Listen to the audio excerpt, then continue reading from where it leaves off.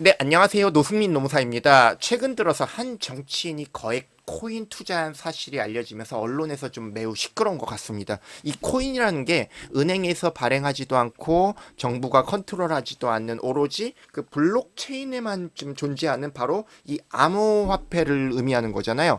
이 암호화폐는 이제 노동법 관련해서도 갈수록 이슈가 될 것 같아요. 예를 들어서 야, 기업에서 야, 이번 달 월급 대신 퇴직금에 대해서 야, 우리 현찰 대신 코인으로 줄게 라고 얘기를 하잖아요. 이게 법적으로 괜찮은 건지 가능한 건지에 대해서 다루어 보도록 하겠습니다. 자, 이미지 화면에서 보시는 것처럼 이 코인 종류 중에서 뭐 비트코인, 뭐 라이트코인, 뭐 이더리움 등등등 우리가 아는 코인, 모르는 코인 합치면 전 세계적으로 종류가 한 수천 개가 있다고 해요. 수천 가지. 이게 늘면 늘지 줄지는 않을 것 같아요. 자, 그러면 코인 중에 하나를 이제 회사에서 콕 집어가지고 골랐어. 그래서 이번 달 월급을 비트코인으로 줄게. 그죠? 그동안 우리 회사에서 근무해 주시느라 일하시느라 고생 많으셨고요.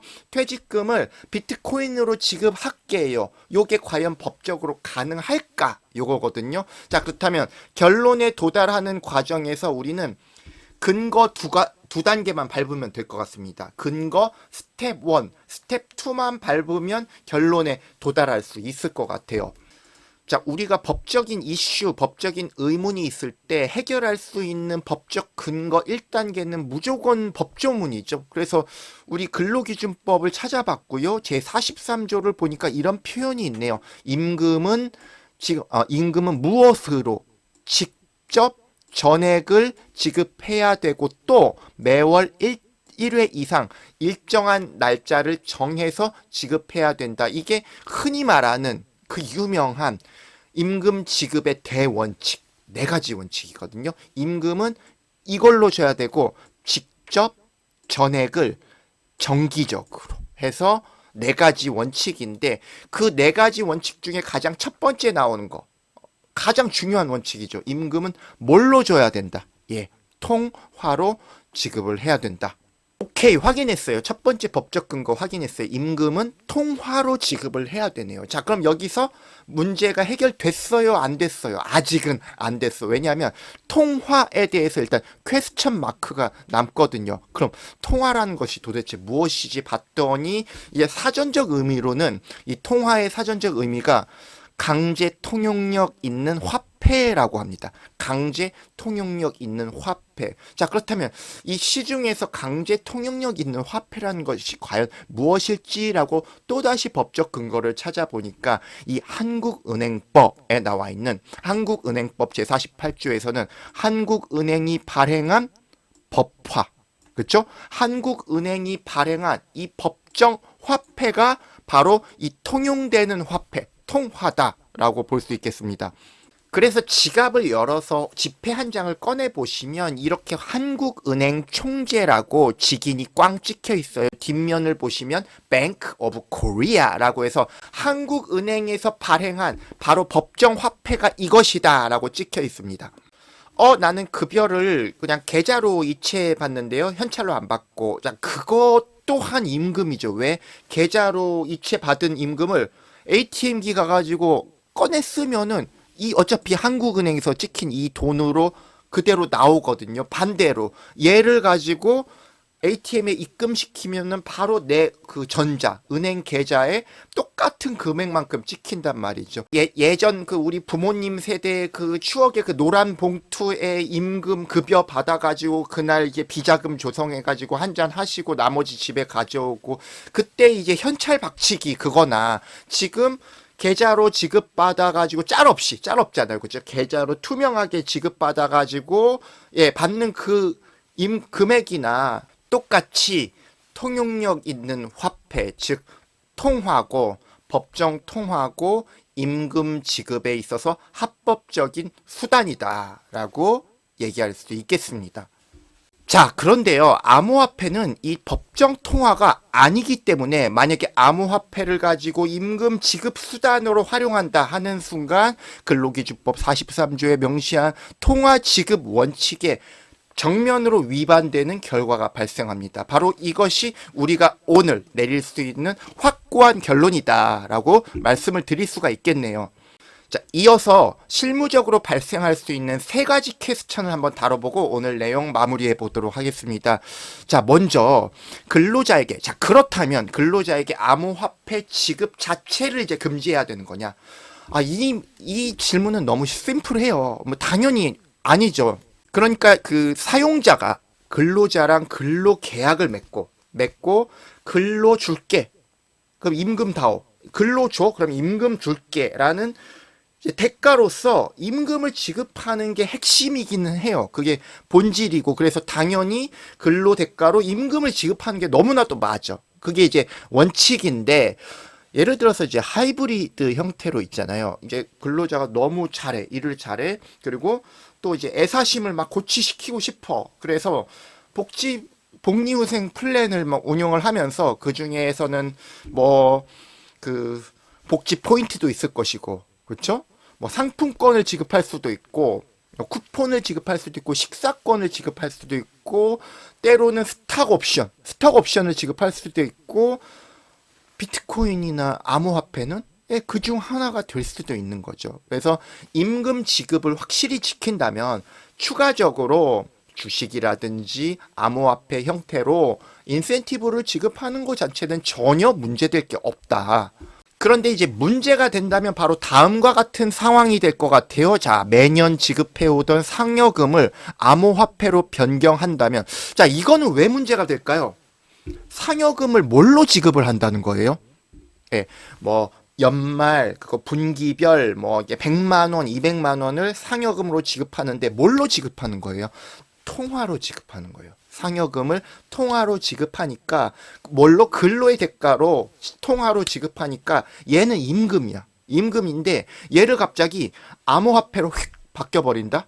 예, 그러면 통화로 지급하던 임금을 통화 아닌 걸로 지급한다는 거예요. 합법이 위법으로 되는 순간이에요. 그렇기 때문에 문제가 되는 거고, 여기에 대해서 고용노동부의 행정해석을 살펴보면, 자, 설령 단체 협약, 가장 센 단체 협약에 규정되어 있다 하더라도 개별 근로자의 동의 없이 임금의 일부를 상품권으로 지급할 수는 없다란 고용노동부 행정해석에 비추어 볼 때 이 상품권을 바꿔주기만 하면 돼. 쿠폰, 뭐 문화상품권, 옷놀이 상품권, 식사권, 그리고 복지 포인트 다 바꿔주면 돼. 그러면은 임금 합법이에요, 위법이에요? 위법이라는 거예요. 그리고 이 상품권을 스톡 옵션, 주식 매수 청구권으로 바꿔줘? 안 된다는 거죠. 또 이 상품권을 오늘 우리가 얘기하고자 하는 암호화폐로 바꿔줘. 통화예요, 통화 아니에요? 통화인 것을 통화 아닌 것으로 바꾼다는 것 자체가 위법이 된다는 거죠. 근데 여기서 우리가 좀 뚫어지게 봐야 될 부분이 뭐냐면 개별 근로자의 동의 없이, 아무리 규정이 있다고 하더라도 개별 근로자의 동의 없이 내 재산이 왔다리 갔다리, 나의 그 임금 청구권이 왔다리 갔다리 하는 문제를 내 동의 없이 다른 협약으로 바꿀 수가 없다는 거예요. 그럼 반대로 말하면 내가 동의를 하면 바꿔도 될까요? 근로자가 오케이 동의하고 사인하고 체결했단 말이죠. 근로계약을 바꾼 거나 마찬가지야. 근로계약. 임금이라는 것을 임금 아닌 걸로 달래. 개인이 동의했대. 그러면 괜찮다는 건데 이게 왜 가능하냐면 약간 극단적으로 생각해 볼 수도 있죠. 그 회사가 직원한테 연봉을 일방적으로 삭감할 수 있어요, 없어요? 어렵단 말이죠. 근데 삭감이 가능하려면 다시 삭감에 그 근로계약서 다시 쓰면 돼. 연봉계약서 다시 쓰면 돼. 본인들이 당사자들이 합의하면 삭감을 올리든 동결하든 삭감하든 아무 문제가 없단 말이죠. 그렇기 때문에 본인이 동의를 해주면 임금 통화인 것을 통화 아닌 것으로 지급해도 문제가 되진 않고, 그것이 더군다나 임금의 일부라면 크게 문제가 되지는 않을 거예요. 그렇다면 만약에 근로자와의 합의로 임금, 퇴직금 전액을 암호화폐로 지급한다면 어떻게 될까요?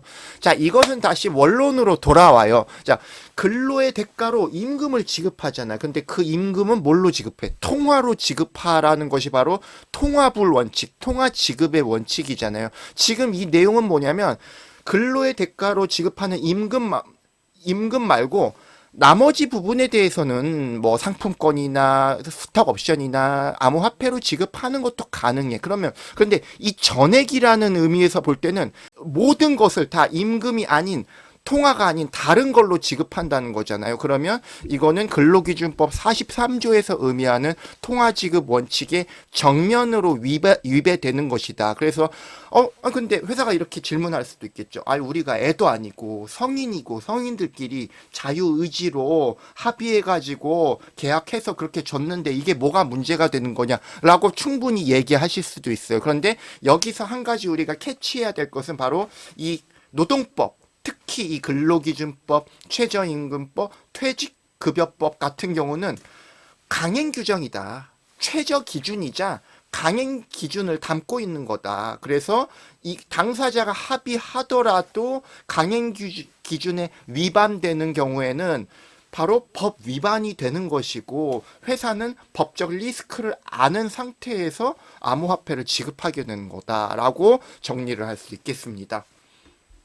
자, 마지막 퀘스천은 뭐 질문이라기보다는 뭐 생각해볼 그런 부분인데요. 짧게, 앞으로 암호화폐가 임금 지급 수단으로 활용될 수 있을까? 최근에 뭐 뉴스 뭐 찾아보면 쉽게 우리가 볼 수 있는 부분인데 이미 뭐 미국의 뭐 NFL 선수가 뭐 연봉 계약을 난 비트코인을 원한다라고 해서 결국 구단에서 비트코인으로 뭐 지급하기로 했다. 뭐 그런 뉴스들이 좀 들리는 것 같습니다. 우리의 경우 앞으로 임금 지급 수단을 근로자가 원하는 경우 나는 비트코인 해도 괜찮다 이렇게 바뀔 가능성이 과연 있겠느냐 이 부분인데 저는 이게 되게 어려운 큰 장벽이 뭐냐면 그거 아니겠어요? 바로 근로소득세와 사회보험료 아니겠어요? 만약에 국세청에 소득이 딱 잡혔다 그러면 국세청과 사회보험공단이 뭐 지구 끝까지 쫓아가 그렇지 않겠습니까? 근데 만약에 이 뭐 비트코인이라든지 암호화폐는 국가 정부기관에서 보기에는 추적이 아무래도 쉽지가 않겠죠. 그러다 보니까 이 조세를 걷어들이거나 사회보험료를 걷어들이는 거에 있어서 지장이 분명히 발생할 가능성이 매우 높단 말이죠. 그렇기 때문에 이제 뭐 암호화폐가 임금의 기능을 뭐 그러니까 암호화폐가 통화의 범위에 포섭이 돼가지고 임금 지급 수단이 된다는 거는 상당히 좀 부정적으로 보이고요. 자, 두 번째는요. 그 노동법이 주목하는 것은 노동법이 바라보고 있는 임금은 뭐냐면 근로자의 주된 생계의 원천이에요. 자, 그렇기 때문에 만약에 이 생계의 원천이 만약에 비트코인이 돼버리면은 이게 1억을 담가두었을 때 뭐 2억이 될 수도 있겠지만 반대로 1억이 빵원이 될 수도 있는 상황이란 말이죠. 누가 알겠어요. 반면 이 임금의 지급을 통화라고 얘기한 이유는 이 통화라는 것은 결국 은행에서 발행한 거고 이 자본주의 시장에서 거래에 있어서 그나마 가장 안정적인 수단이 바로 통화라는 거죠. 그렇죠? 자, 그러니까 뭐 예를 들어서 어떤 뭐 도둑이 와서 가져가거나 지름신이 강림하지 않는 이상 그 액수는 그대로 남아있단 말이죠. 물론 물가가 상승돼서 상대적인 화폐 가치는 떨어질지언정 그 액수, 그 숫자, 내가 확보한 그 숫자만큼은 이변이 없는 한 그대로 내가 나의 자산으로 간직하게 된다. 그것이 바로 우리 임금을 통화로 설정한 임금 지급을 통화로 설정한 이유고 그 통화의 범위 안에 화폐 그러니까 암호화폐나 상품권 내지는 뭐 주식이 들어오지 못하는 그 이유다라고 좀 정리할 수도 있겠습니다. 자, 이 코인이라는 거의 가치는 잘 모르겠어요. 뭐 원인은 잘 모르겠지만 급등과 급락을 반복하면서 계속 롤러코스터를 타는 것 같아요. 자, 하지만 지금 이 시청해 주시는 분과 저의 가치는 시간이 가면서 변함없이 우상향한다 라고 말씀을 드립니다. 근거는 확실합니다. 왜냐하면 우리는 학습하고 성장하려는 변함없는 의지와 끈기를 가지고 있기 때문이라고 생각합니다. 끝까지 시청해 주셔서 감사드리고 다음 영상에서 찾아뵙겠습니다. 감사합니다.